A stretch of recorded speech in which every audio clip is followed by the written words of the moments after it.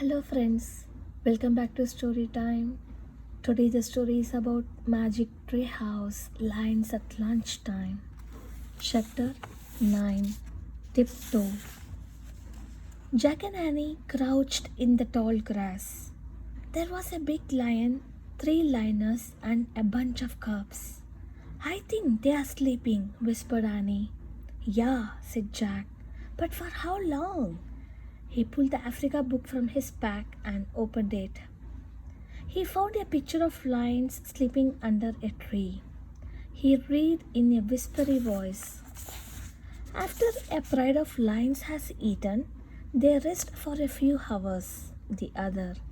What did they have for lunch? Annie broke in. Don't ask, said Jack.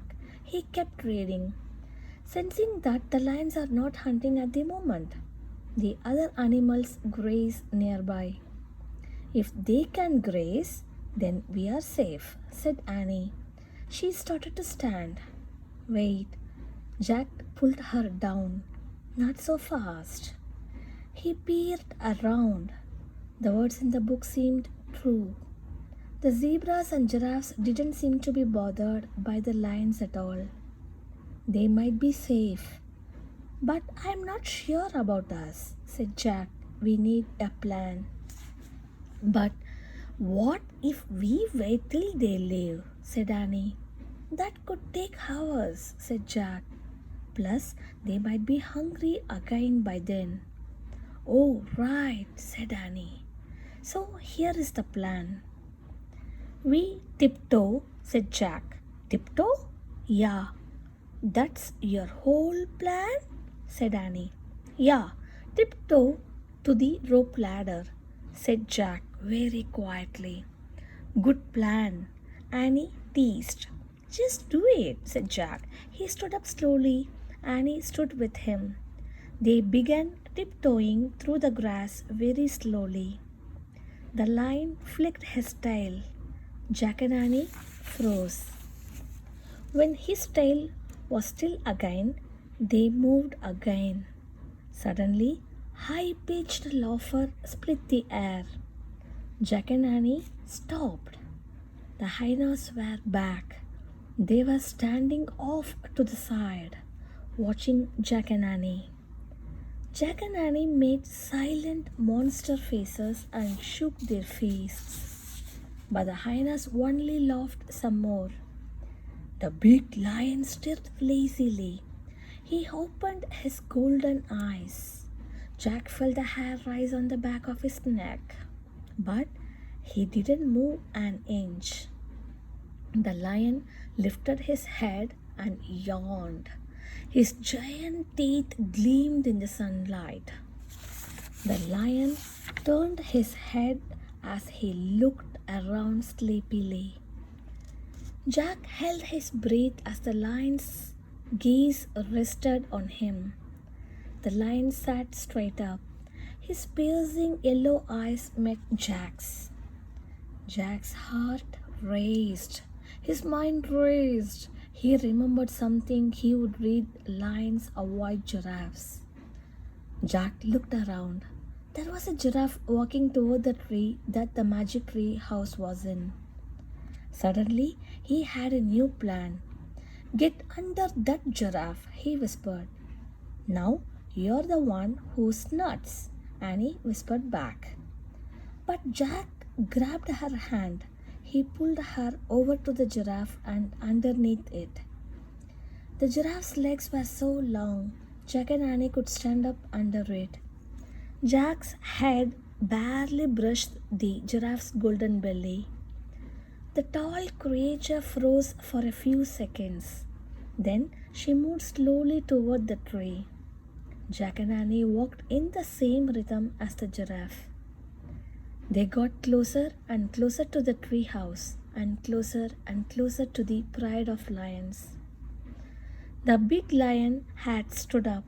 He watched them moving under the giraffe. When the rope ladder was just a few feet away, Jack and Annie dashed out from under the giraffe to the rope ladder. Annie scrambled up fast. Jack followed right behind her. As they climbed, the lion growled and leaped at the ladder. The hyenas laughed. Jack climbed faster than he would ever climbed. He leaped after Annie into the treehouse. Annie had already unrolled the scroll. The riddle was gone. In its place was one shimmering word: honey. Jack grabbed the Pennsylvania book. He opened it and found the picture of the Frog Creek woods. I wish we could go there, he said. Just then, the giraffe stuck her head through the window. Bye, honey, said Annie, and she kissed the giraffe on the nose. The wind started to blow. The treehouse started to spin. It spun faster and faster. Then everything was still, absolutely still. Chapter 10. After lunch. Jack opened his eyes. His heart was still racing. Hyena laughter still rang in his ears. We made it, said Annie. Yes, said Jack, but it was very close. Jack took another moment to calm down. Then he pulled the Africa book out of his pack and put it with the other books. Annie put the scroll with the other two scrolls. The giraffe was the true honey on that trip, she said. Sweet and golden with danger all around it. Yep, Jack said, and now we have just one riddle to go. Yep, said Annie. Ready? Ready.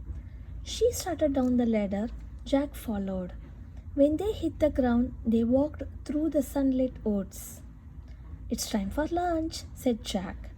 I am full from our picnic, said Annie. Same here, said Jack. What do we tell Mom? Said Annie. We say we ate our sandwiches coming back from the store, said Jack. What if she asks why? Said Annie. Oh, just say we had a picnic with a Maasai warrior in Africa, said Jack. Annie laughed. Right, she said, because we didn't want him to be mad at us for taking his honey. Right, said Jack. The honey from a beehive that a honey guide led us to. Right, said Annie. And that happened after an elephant gave me a shower. And we scared off two hyenas. Right, said Jack. And after you fell into the mud hole because you were helping a million wild beasts migrate across a river. Right, said Annie. And all that was before a giraffe saved us from a lion. Right, said Jack. Jack and Annie left the Frog Creek woods and started up their sunny street. They were silent for a moment. Then Jack pushed his glasses into place. We better just say we ate our sandwiches on the way home from the store, he said. Right, said Annie. And if Mom asks why, started Jack. We will just say it's a really long story, said Annie. Right, said Jack. With like 10 chapters. Annie laughed. Good plan, she said. Very good plan, said Jack. They crossed their yard. They went up their steps and through their front door.